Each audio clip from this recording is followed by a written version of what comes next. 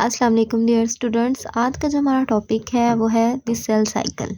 ठीक है, आज हम किसके बारे में पढ़ेंगे? आज हम पढ़ेंगे सेल साइकिल के बारे में कि बेसिकली सेल साइकिल होता क्या है, इसके स्टेजेस क्या होते हैं और इसमें होता क्या है कि सेल का जो ये साइकिल है तो इसमें हमारे पास क्या बताया गया है कि ये क्या सेल इसमें करता है।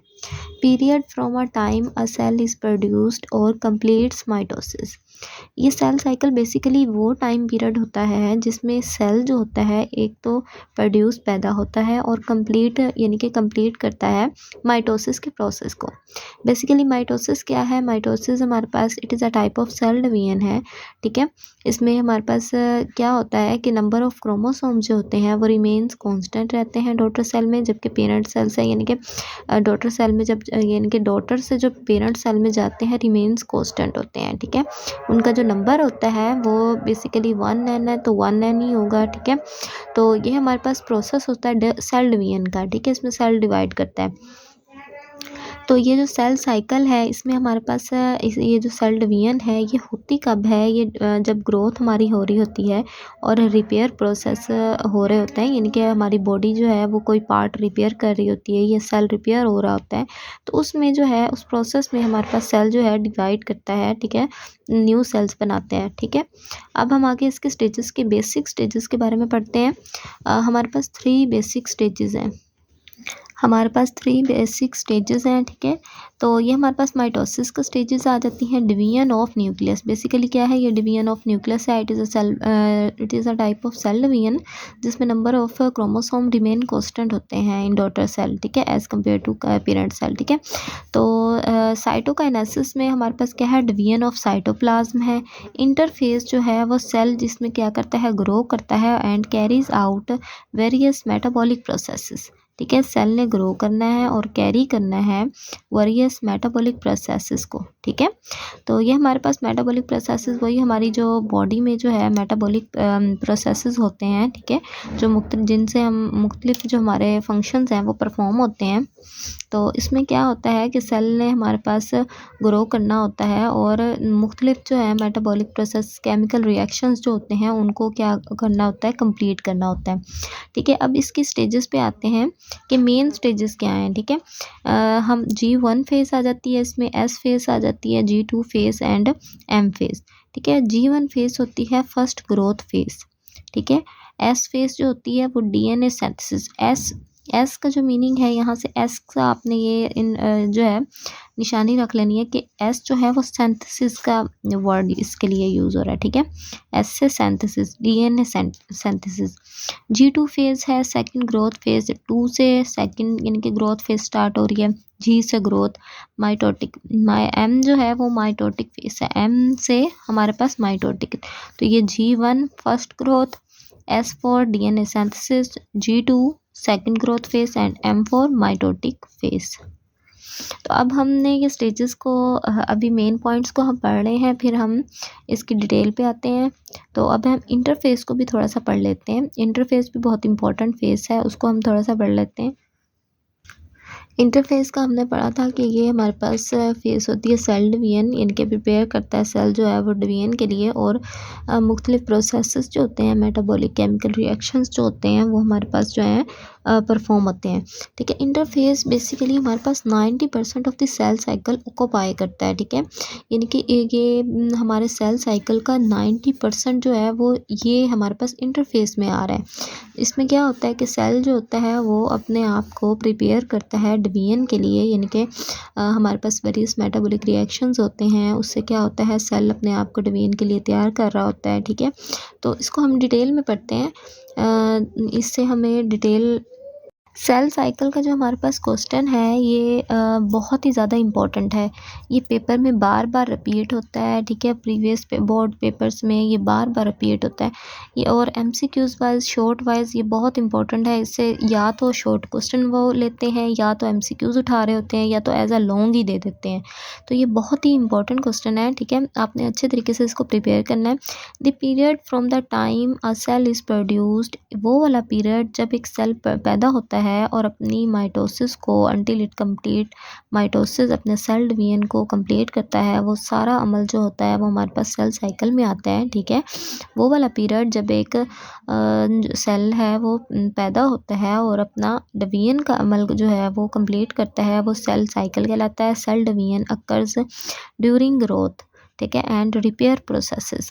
Cell cycles have following basic stages: mitosis, ठीक है, cytokinesis and interphase. Mitosis it is a division of the nucleus, cytokinesis it is the division of cytoplasm and the interphase the cell grow करता है and carry out various metabolic processes during interphase, ठीक है। ये तो हमारे थे basic stages. अब हमने सेल साइकिल को फॉलोइंग स्टेजेस में डिवाइड किया है कि इसमें हमारे पास क्या क्या फेस आता है। सबसे पहले होता क्या है, फिर सेकंड पे क्या होता है, फिर हमारे पास ग्रोथ होती है, ठीक है, फिर माइटोटिक डिवीजन होती है, ठीक है।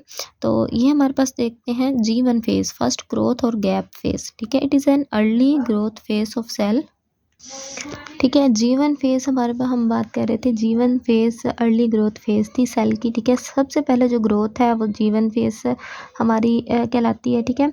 तो उसके बाद क्या होता है कि S फेज आती है। S फेज क्या होती है, DNA सिंथेसिस वाली फेज, ठीक है। During this phase the growth continue रहती है। This phase also involve DNA replication, ठीक है। DNA सिंथेसिस भी इसको कह सकते हैं और DNA रेप्लिकेशन भी, क्योंकि न्यू सेल है, जाहिर सी बात है न्यू सेल के लिए हमें DNA भी चाहिए। तो यहाँ पे इस फेज में क्या होती है, DNA की रेप्लिकेशन हो जाती है, ठीक है। ग्रोथ वहीं कंटिन्यू रहती है। G2 फेज, इसमें क्या हो रहा है, सेकंड ग्रोथ फेज और gap. This phase prepare the cell for division. इसमें क्या होता है कि सेल अपने आप को डिवीजन के लिए तैयार कर रहा होता है। This includes replication of a mitochondria and other organelles, synthesis of microtubules. Basically क्या होता है कि लास्ट वाली हमारी एस फेज में DNA रेप्लिकेशन हो गई। अब बाकी की भी जो है हमारे पास रेप्लिकेशन, जो ऑर्गेनेल्स रेप्लिकेशन करती हैं, ठीक है, जिनकी होती है रेप्लिकेशन, उन्होंने भी रेप्लिकेशन करनी है। तो इसमें माइटोकॉन्ड्रिया आ जाता है, माइक्रोट्यूब्यूल्स और अदर ऑर्गेनेल्स, ठीक है, इनकी रेप्लिकेशन हो रही है। एंड प्रोटीन की भी हमारे पास जो है रेप्लिकेशन होती है G2 फेज में। The microtubules and proteins will make up mitotic spindle fibre, क्योंकि इन्होंने क्या करना होता है, माइटोटिक स्पिंडल फाइबर को तैयार करना होता है। एंड क्रोमोसोम कंडेंसेशन भी हमारे पास करनी होती है, ठीक है। ये प्रोटीन भी बहुत इंपॉर्टेंट होती हैं, माइक्रोट्यूब्यूल्स भी बहुत इंपॉर्टेंट होते हैं, किस लिए, माइटोटिक स्पिंडल फाइबर्स को बनाने के लिए, ठीक है। तो इनकी जो है हमारे पास अब इस फेज में हमने याद रखना है कि माइटोकॉन्ड्रिया की एक तो रेप्लिकेशन हो रही है, माइक्रोट्यूब्यूल्स की हो रही है, ठीक है। तो ये हमारे पास जो है इसकी सारी वो हो जाती है, रेप्लिकेशन हो जाती है, ठीक है। इस फेज में अब हमारे इस फेज में भी ग्रोथ हो रही होती है साथ साथ। अब हम M फेज पे आते हैं। M फेज माइटोटिक फेज है, ठीक है। Partitioning of chromosomes and daughter cells take place in M phase. Basically क्या होते हैं, क्रोमोसोम की भी पार्टीशन हो जाती है, ठीक है, एंड डॉटर सेल्स की भी। क्रोमोसोम भी पार्टीशन हो गई, डॉटर सेल्स की भी इस M फेज में, ठीक है।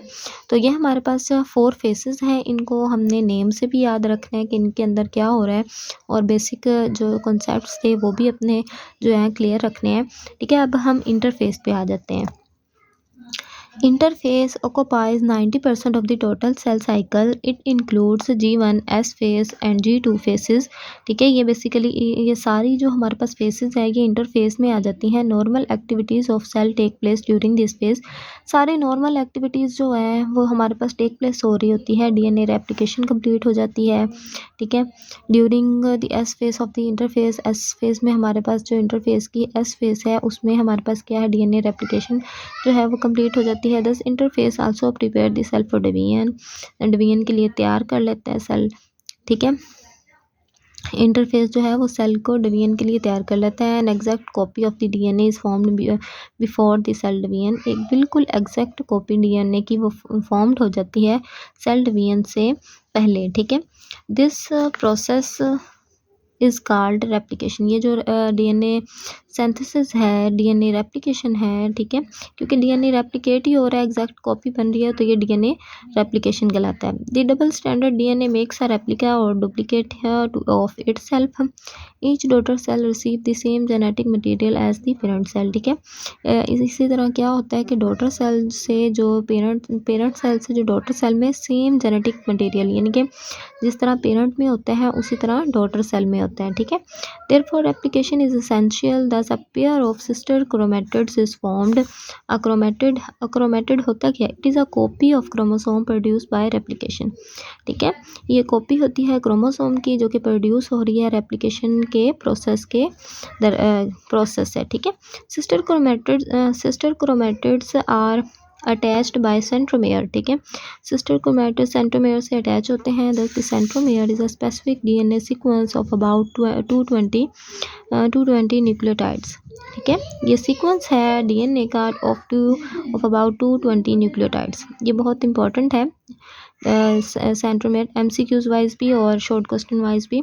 The centromere has a specific location on any given chromosome, ठीक है। हर एक क्रोमोसोम के ऊपर जो है एक स्पेसिफिक लोकेशन पर सेंट्रोमेयर प्रेजेंट होता है। Disc of protein called kinetochore, kinetochore जो है डिस्क ऑफ प्रोटीन वो हमारे पास प्रेजेंट होती है। Is attach to each centromere, ये हर एक सेंट्रोमेयर से अटैच होती है। It forms an attachment site for the microtubules of the mitotic spindle.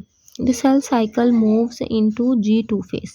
अब G2 फेज में हमारे पास सेल साइकिल चला जाता है। यहाँ पे हमारे पास G1 फेज को हमने देखा और S फेज को डिटेल से थोड़ा सा देख लिया।